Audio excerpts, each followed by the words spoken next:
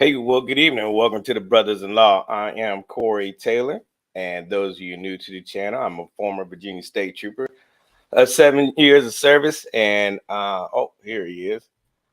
We joined with Mike. Mike just joining us tonight. What's up, Tone? What's up, Stacy? Goat. We all see you in here. As I was saying, I'm a former law enforcement officer, state trooper for the state of Virginia, and Mike is a retired 26 veteran police officer from Pleasanton, California. And we'd like to welcome you all to tonight's show. Before we get into it, please go ahead and hit that like, share, and subscribe button for us. Um, and we hope you like the content of this video that we're doing tonight, although it is another officer involved shooting. Um, the lessons that we Mike and I would like for you to take from this is to remember our acronym CALM that you've heard us talk about on previous shows about complying, answering questions, and listening, moving on. And you'll see why we're saying these things and why it's important for you to remember that acronym CALM, because as you're watching this video, had this young man just did that, and I know those of you who regularly watch our show, like Tone and Stacy and Goat and a few others, Zach, you'll know why. You know, when I say, hey, when the gig is up, it's up. It's over. There's no need to try to make the situation worse than what it is. So tonight we'll be talking about these deputies down in what was it, Indian River County, Florida, that shot the young man who's running from a traffic stop, and he's armed. So welcome, Mike. How are you this evening, man? Pretty good. I was having some technical difficulties there with the computer. Of course, you know me. I got started late and didn't something always is bound to happen when I try to wait for the last minute to get on. But I got it all squared away and we all good now. Hey, well, that's what's up. Yeah, it's a good show we got coming on today. We also gonna try to tell people what kind of like what the mindset of an officer is when he's making what this would be considered as a high risk stop. And when we play the video, you guys will see, and we'll make comments and tell you, give you our honest opinion about what we would and would not do, and what officers would be thinking in a stop of this nature. Right. Yeah, because each stop is a different mindset. Yeah. So with that being said, good segue into it. Setting this video up here, there's two videos.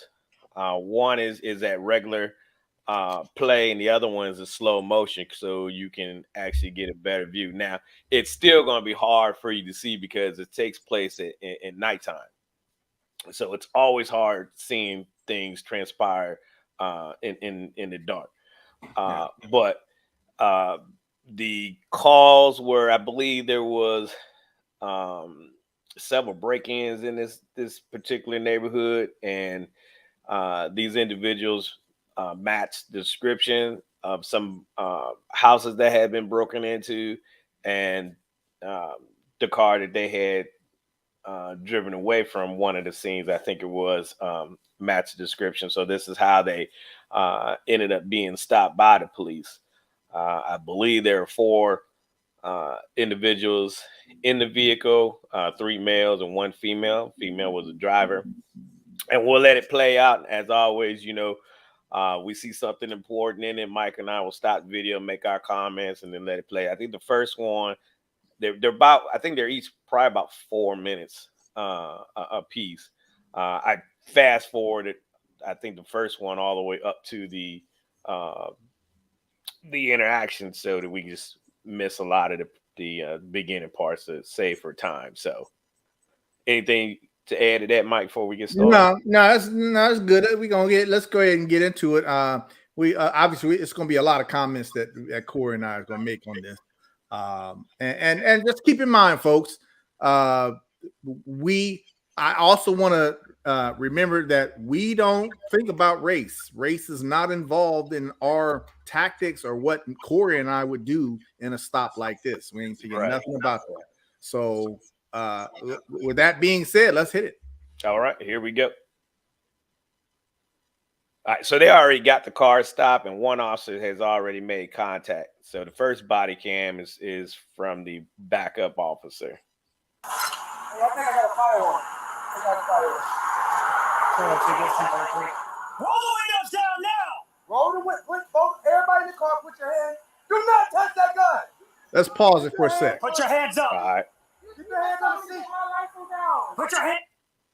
Okay, folks, you see, Corey and I already set the video up. This is burglary suspects. Homes been burglarized in this area. Car matching the description. Okay. You notice how that those windows are tinted.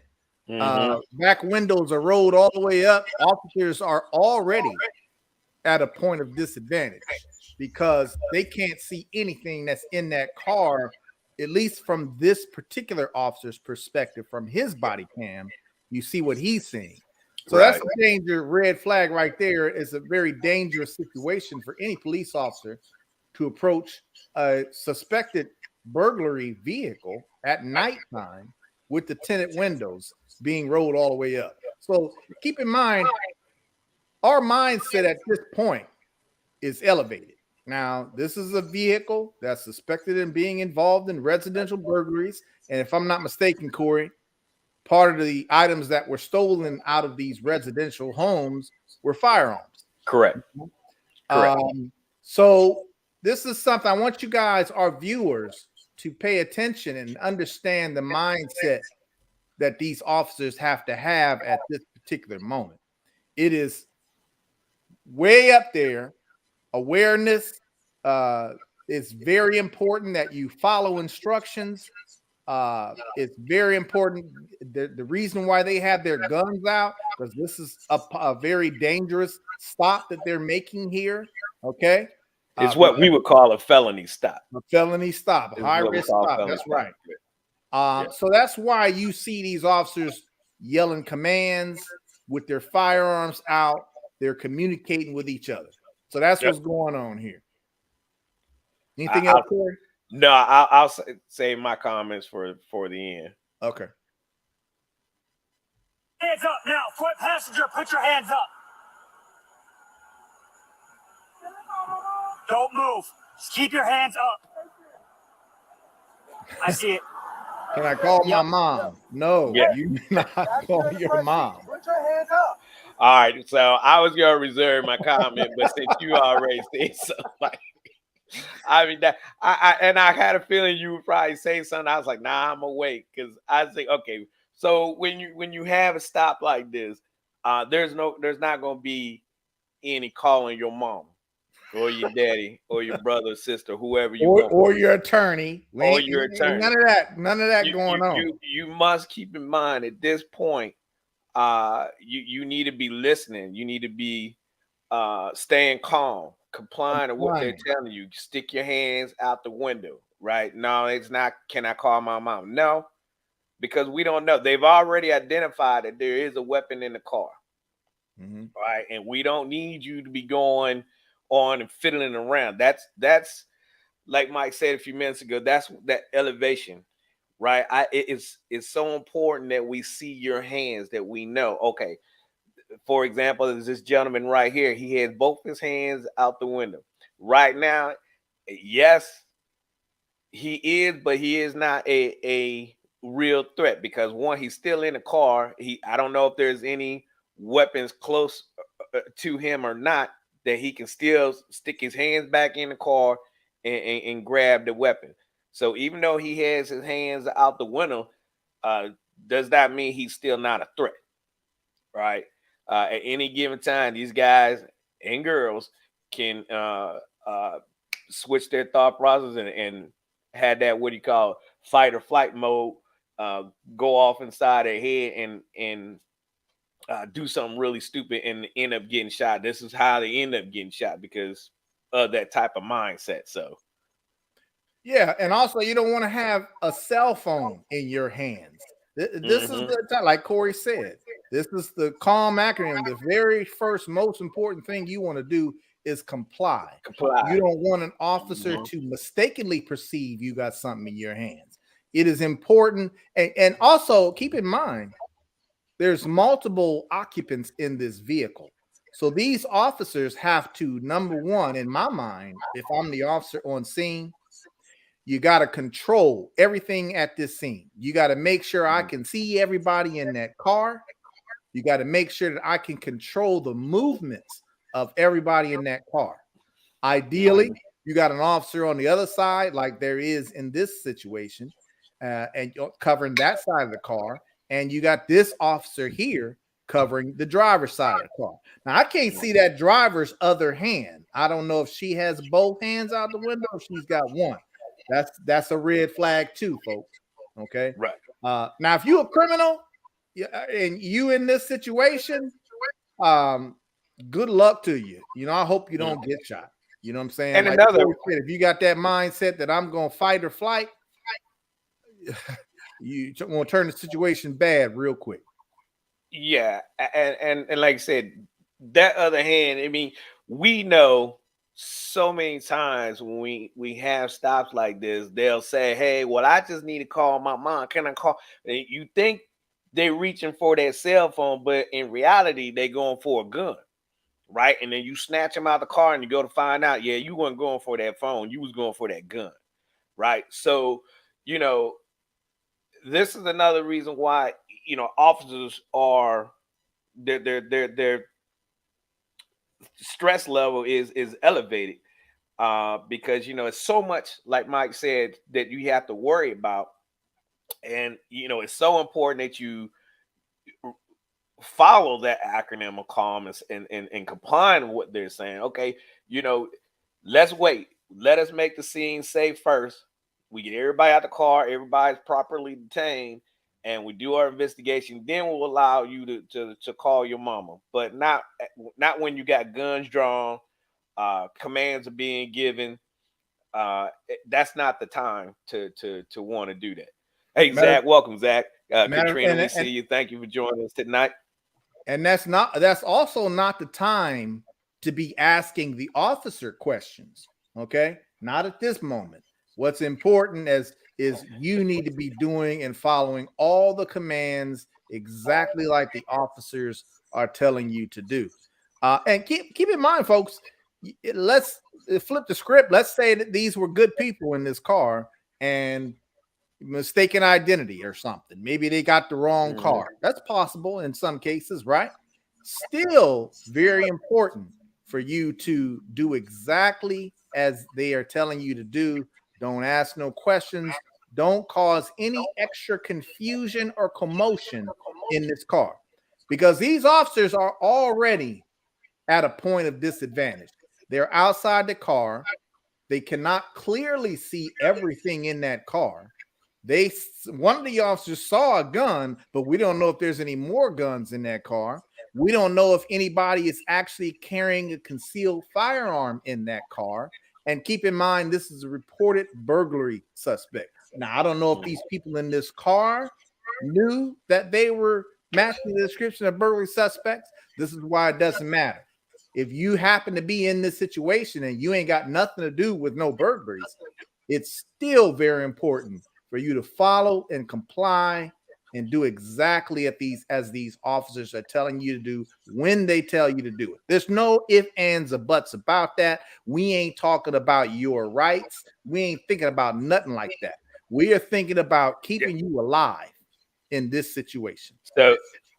So Zach makes a good comment. He says, well, you know, my First Amendment right, I can ask questions. Sure, you can ask a question. That's a good comment, Zach.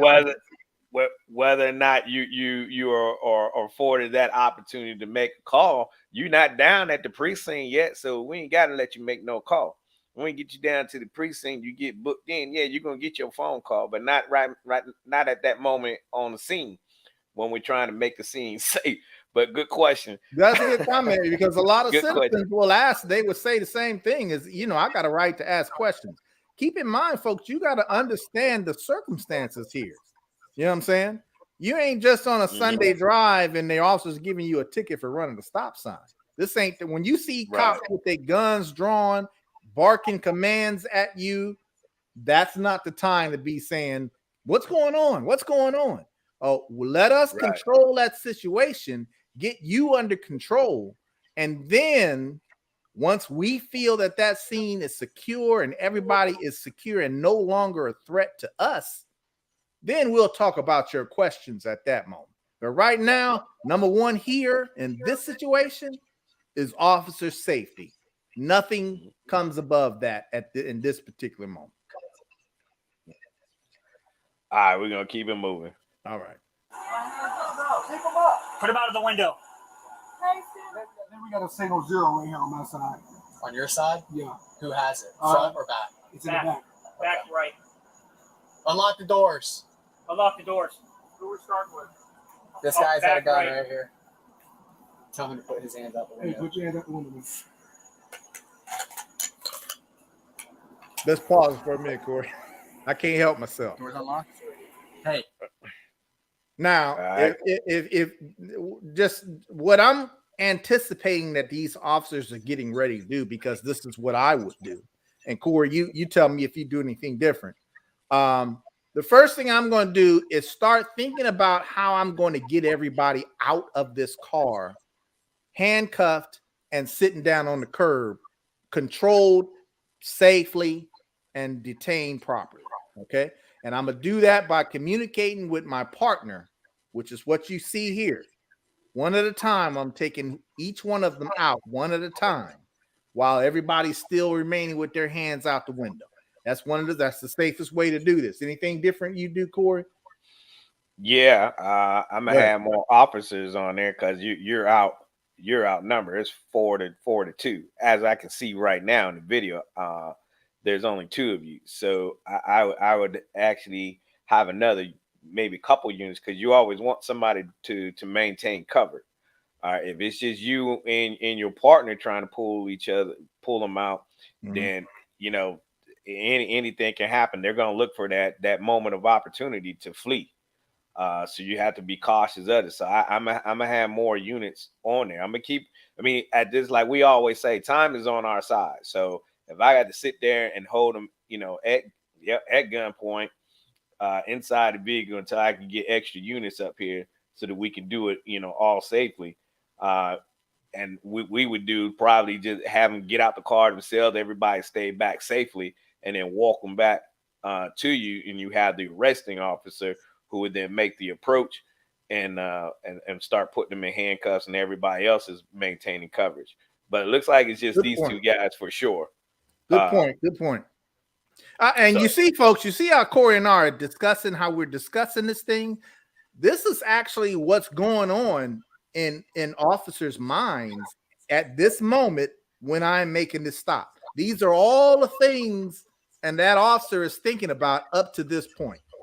So keep that in mind. We ain't just willy-nilly, okay, let's you come on out and everybody out. And there's a systematic approach, a tactful approach to this.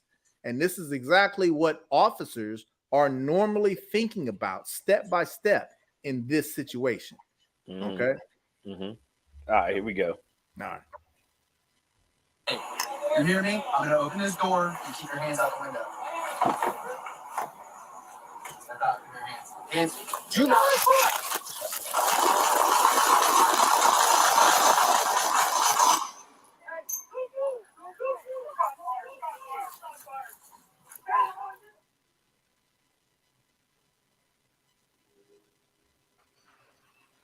I think this is where it slowed it down a little bit. Yeah.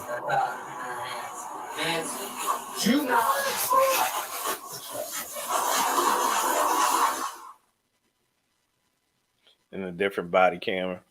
Okay. See, I don't like that one because that officer falls down. Yeah, and you don't see much. Shots fired! Shots fired! Shots fired! And then there's another there. Oh, there we go. Now, yeah, there's the gun right There's there. the gun in his hand. He grabbed the gun that was in the car. He grabbed the gun that they told him not to grab. So when he does that, he bails. Now he hands the gun. The article says that he had the gun in his left hand, and then when he started running, he switches hands to the right. and he turns, but see, it's so dark, and that backdrop is dark, which is I know I understand why they did what they did, but you don't know what's back there. It's dark. Is anybody else back there? Is the property back there? Cars back there? What have you? He then turns after he switches hands from the left to his right, turns, and then that's when they shoot him because he started to make the motion of turning back towards the officers as if he was going to fire, and they shot at him. Mm-hmm. So I would say a couple things that I see that I would have done, like we just talked about a few minutes ago. I would have had a few more officers there, right? And I think there were, but you couldn't see them in the video screen here. I would have had him getting out the car one by one. At least got the driver and the passenger out the front first, and then worked on the back too, because you already know the gun is in the back. So I would try to make sure the two in the front, get them out safely, and then get on the other two in the rear. But nobody else was hurting it, so this was a good thing. And keep in mind, folks, when this guy took off, assuming that these are the only two officers on the scene, there might have been more at this point. I don't know, like you said. But soon as this guy does what he does, grabs the gun and takes off, now your focus is taken off the other three in the car, and it's on this guy running with the gun. So now you're even more vulnerable in a position as an officer because you lost focus on the other three suspects in the car. Either one of them could have a gun and shoot you from the back, shoot you when you ain't looking. So Corey, I definitely agree with you when you say the more the merrier. Basically, the more officers there, the better. So that you can maintain control and safety on the other three occupants in the vehicle. He was the first one they went to get out. And we all know when running away, you can easily, and it has been done many times before, you reach behind and pop a round off as you're running away. Okay. Oh, absolutely. Very common. And officers have been hit and or killed by fleeing suspects shooting in the back like that. Okay. So there's no question that this guy is a threat with this gun. You see what I'm saying? And I would say too, when he did grab him, I asked myself, I was like, well, why didn't he snatch him up out the car instead of? It was almost like he was trying to baby him out. You know, hey, don't reach for it. As soon as I had hands on, I'm snatching him up. I wouldn't have gave him that opportunity to grab that gun. Anthony says, do officers carry spare cuffs? If not, how do you detain multiple suspects if you're outnumbered? Well, we do carry spare cuffs, and that's another reason, Tony, you'll want more officers on scene when you have something like that. That way you can use their cuffs, right, while you aim to get everybody out. But you typically, I carried 2 sets, I think, but then I also had a bunch of flex cuffs that I had made up that I kept behind my driver's seat.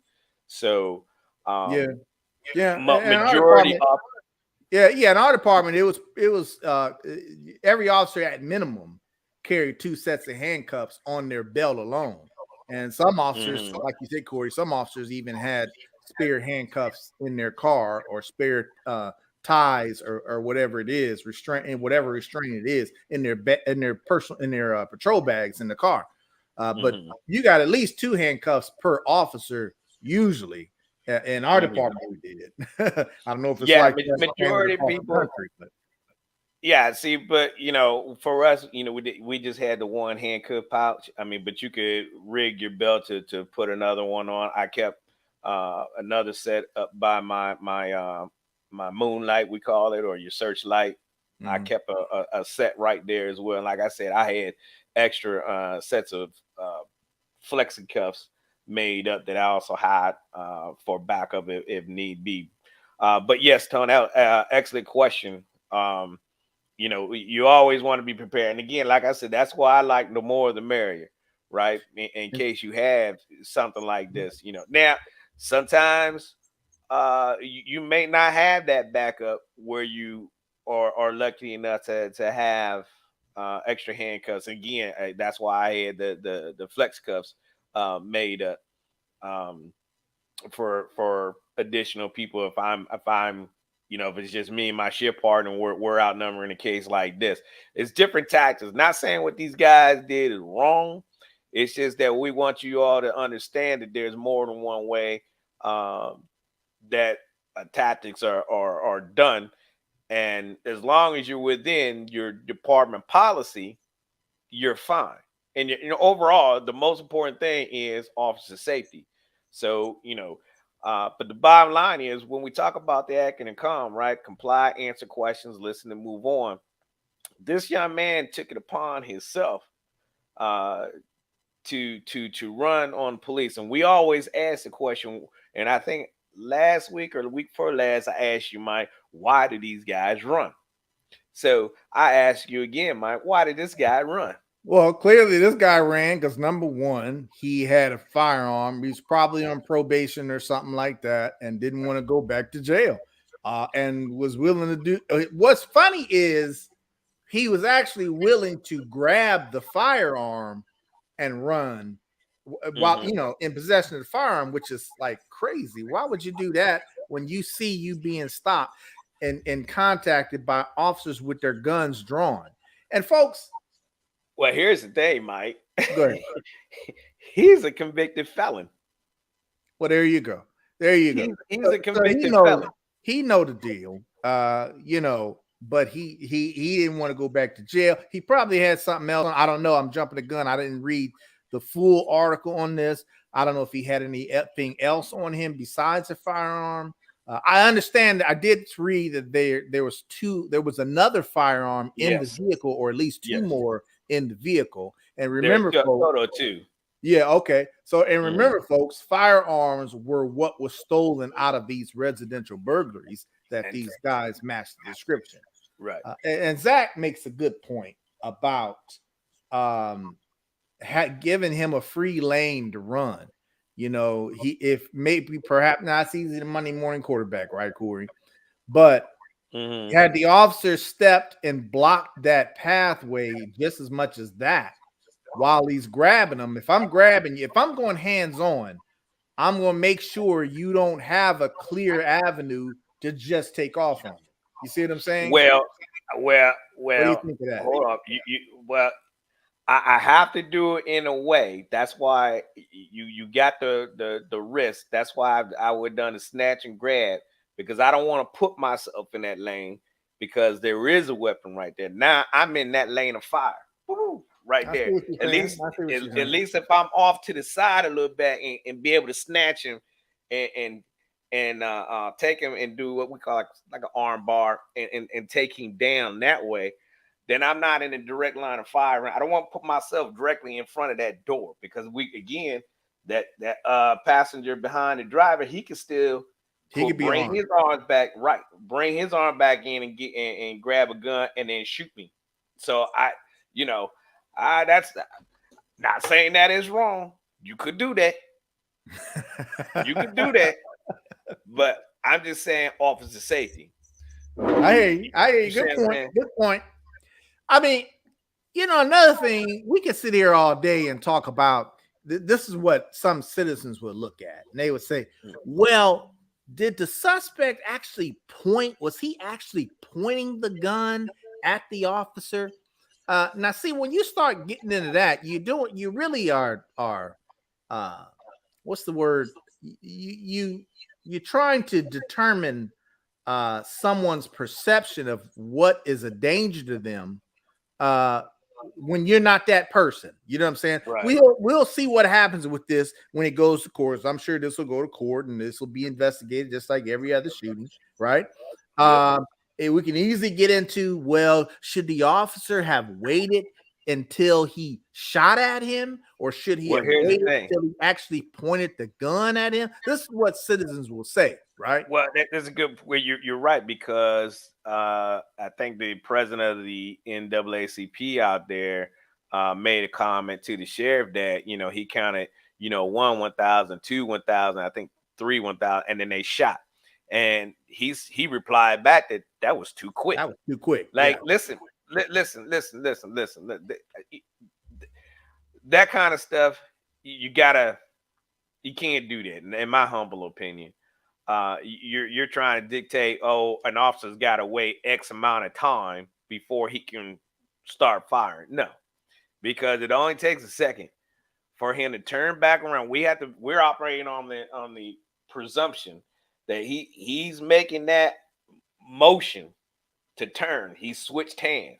Most people are right hand dominant when they're firing. So he went from weak hand to strong hand. Made that gesture of maybe wanting to turn back around and fire. How much time am I supposed to wait to see? Do I want him to get a shot off and then we return? No, that's not how it works. You do that mess in Hollywood, at least at the end of the scene, you get to go home. Here, you wait and that happens. Somebody might not be going home. And officers don't want to take that chance. I don't want to take that chance. I would have shot, but when it happens real time, Mike, that's the thing. It looks bad in real time because, again, it's dark. It's not a lot of light in that area, and he's running into a dark space. They did hit him. However, he did still get up and run. So they had to call a K9 unit, and they was able to track him down. But he sustained some injuries. He's going to be all right. He's going to live. And there's another gentleman that was in the car too, Mike, that he was arrested on parole violation or probation violation. I think it was. Yeah. So the other two, the young lady and the front passenger, they were let go, but for now. So I think they're still under investigation though. But I mean, that's the whole reason behind calm. You have to realize when it's up, when it's over. And here, this young man is lucky to be alive.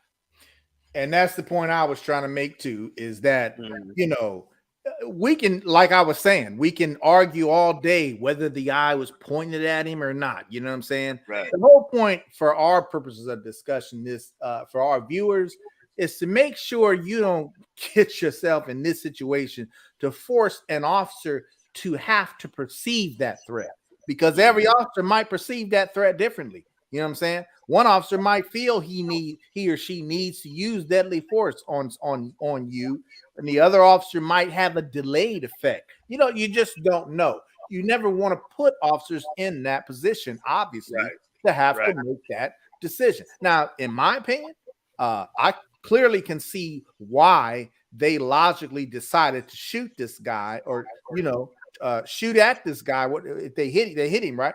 So I can definitely see logically why they would have thought this guy was a threat to them.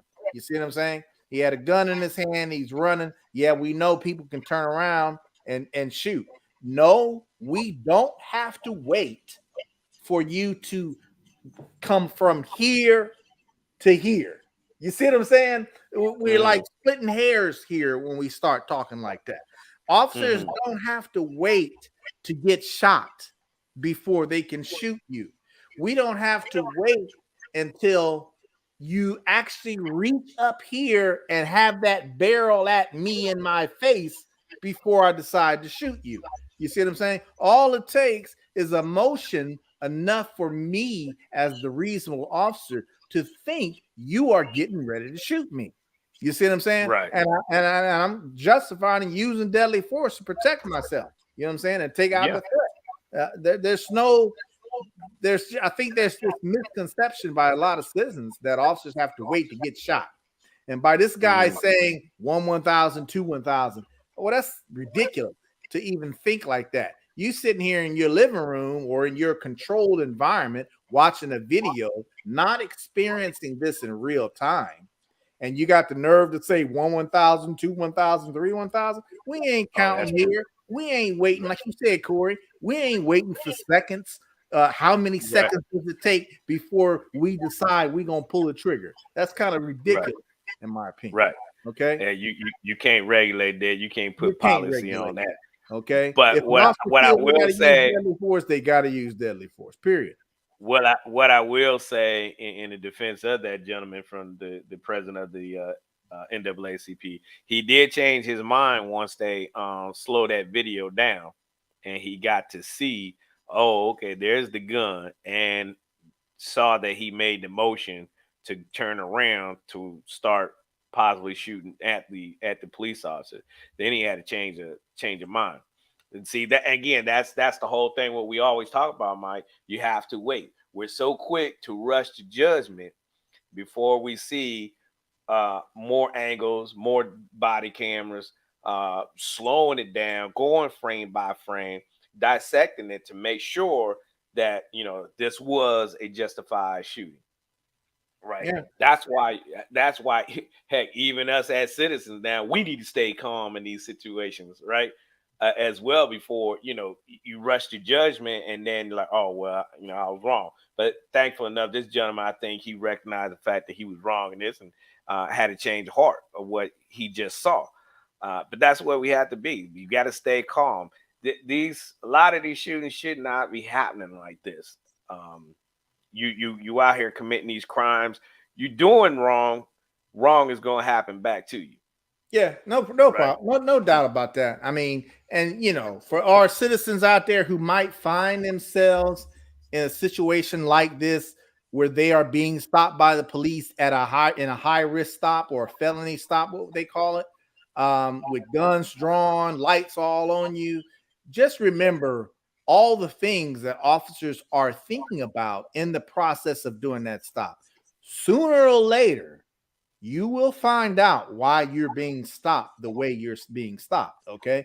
You just have to remember, for the time being, right now, while you're in the middle of this stop, that is not the time to be asking questions about, well, what's going on, this and that. No, that's the time to be following instructions that the officer's telling you to do. Once you are detained, handcuffed, sitting on the curb, or whatever these officers do with you finally, then you can ask what happened. As a matter of fact, when I was an officer, I'd make a point to tell people if I pulled somebody out by gunpoint, once I have them safely detained, handcuffed, or whatever it is, I'll make a point to do a debrief at the end of the stop with them and say, listen, this is why we stopped you. This is why we stopped you in the manner in which we did. This is why we got guns on you and things like that. Okay. I would explain all that to them so that they have a clear understanding of why they experienced what they just experienced. Because some people, that would be traumatic, especially if you're someone that are, law-abiding citizen, you ain't involved in nothing. You're a young kid, you probably scared to death that you got these cops with guns in your face. You see what I'm saying? We understand that.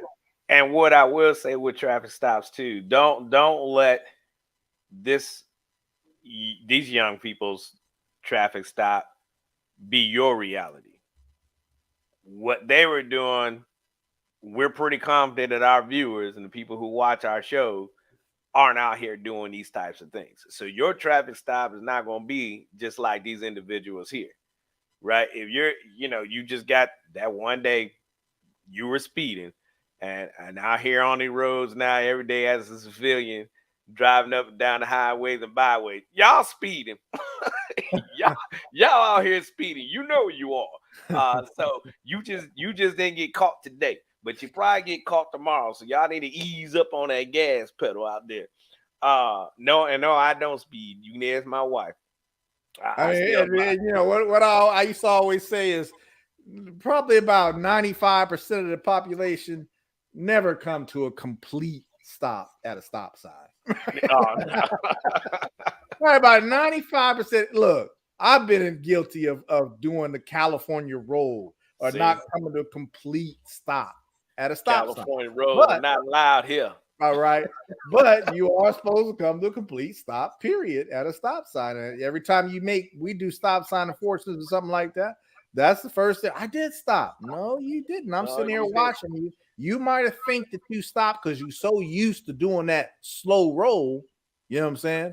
Yeah, that most people don't never come to a complete stop. No. But this is a good conversation because it's always a reminder of traffic stops, right, Corey? You know what I'm saying? Yeah. It's what we strive to do. So this is why we hope you get value of what we're talking about. We want traffic stops to be safe. We want you to understand that just as well as we hold the officers at a high expectation, because we as citizens pay for their training to go through the police academies. So we know what their level of what we expect of them. But as citizens now, we have a role to play as well, too. And these folks here in this video here, well, at least this one, he chose not to play his role as a compliant citizen, right? He chose to throw the acronym of CALM out the window: comply, answer questions, listen, and move on. And he ends up getting shot, right? If you're out here doing criminal activity, you're bound to, what my mama used to always say, you boy, you play with fire, you're gonna get burnt. You're gonna get burnt. You're gonna get burnt. And these young folks out here doing mischievous things, they're gonna get burnt, right? If he didn't get shot by the police, he get shot by somebody else in some other type of criminal activity, black on black or whatever. Hey, Miss Taylor. You out here doing dirt, you're gonna get yourself into trouble. But we know the majority of our viewers aren't into that. That's not what you do. You're upstanding citizens, law-abiding citizens. But however, like we said before in some of our previous videos, you know somebody who out here who doing dirt.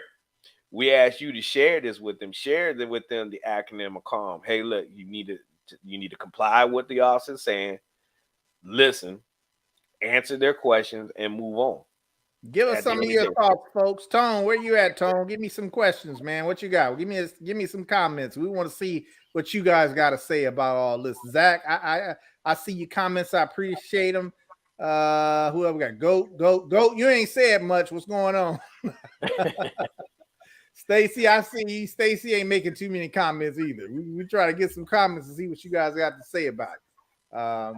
Again, when we look at these, race ain't a factor in our minds and our eyes. No. We're just looking at a subject or a suspect who we're dealing with, and this is how we deal with it, and this is why we're dealing with it. Now, what these officers did, the way they stopped, the way they were given commands, the reason they had their firearms out, was all reasonable things any reasonable officer would do in this particular situation. You know what I'm saying? And the guy got shot because he didn't follow CALM. You know what I'm saying? What you say, Corey? Anything else?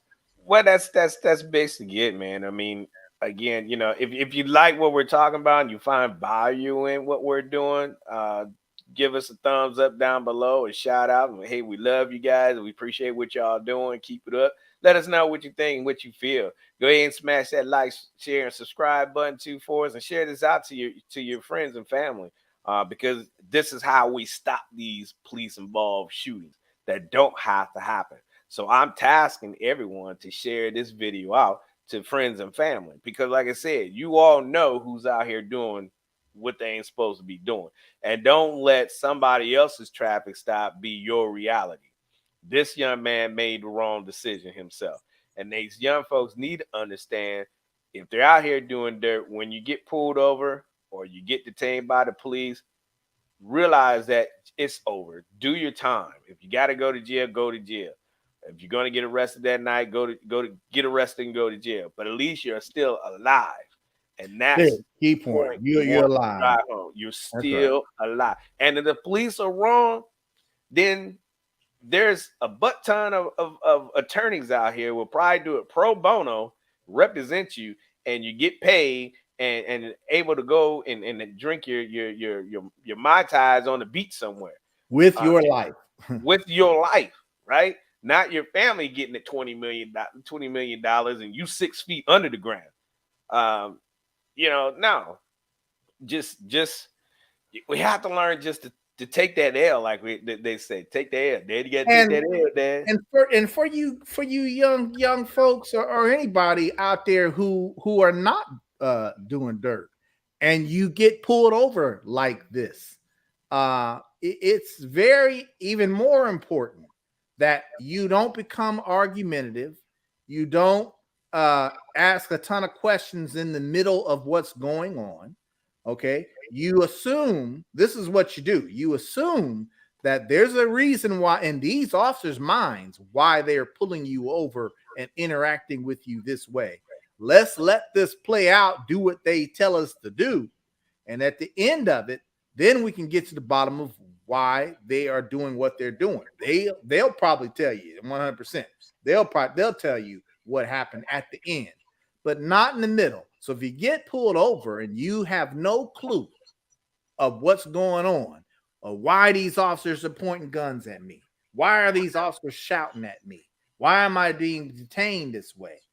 That's okay to think those questions, okay? But just remember, what's most important is that you stay calm, you comply, answer questions, listen, and move on.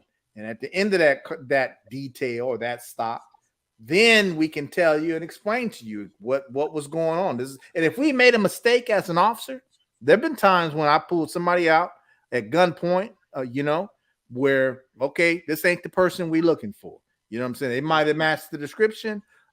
They might have had done this, that, or other. But when I was asking them questions and their answers to me were of such for made me realize that no, this ain't the one. Sometimes that happens, folks. We'll brush you off, say sorry. This is why we did this way, but we apologize for putting you through this. And I hope you understand why we did what we did, and send you on your way. You see what I'm saying? And a lot of times people will come back and still file a complaint after realizing and understanding. Yeah, we made a mistake by having the wrong person, but there's a reason why we stopped you and did the things that we did, in that situation. But then they still come and complain. That's okay. You know what I'm saying? Go ahead. That's totally fine. Yeah, that's fine. Okay. But comply. Make sure you comply, answer questions, listen, and move on. All right. Hey, thank y'all for joining us tonight. Please go ahead, like, share, and subscribe this out. And if you like the content of this and you find it very valuable, go ahead and share it out. I mean, like we're saying, we're just trying to save lives, one traffic stop at a time. All right. We're the Brothas-in-law. We're here for y'all. Hit us up on Facebook and on Instagram. And we'll be back next week with another video, breaking it down, letting you know this is what two reasonable officers would do. Yep. So enjoy your 4th of July weekend. Stay safe. No drinking and driving. Mind the speed limits. And we'll see you next week. Peace out. Peace.